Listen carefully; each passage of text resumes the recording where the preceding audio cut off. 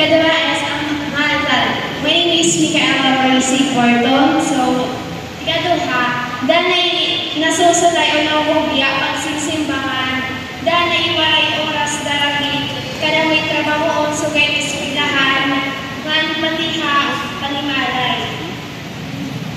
Mas pinipili namin ang mga bagay nga para haabot ang sarili nga kahingyapan sugalit pagkatulog na lang kaysa ng suga. Para makakainggan niya para magsimba, ang mga sugalit na mga aktibidad na sulit maghimo naman ng dispel or simbahan ng pinakabalaod na ikakadiskwelahan. Kunwari, kada section or grade level masimba para panaabihin mo yung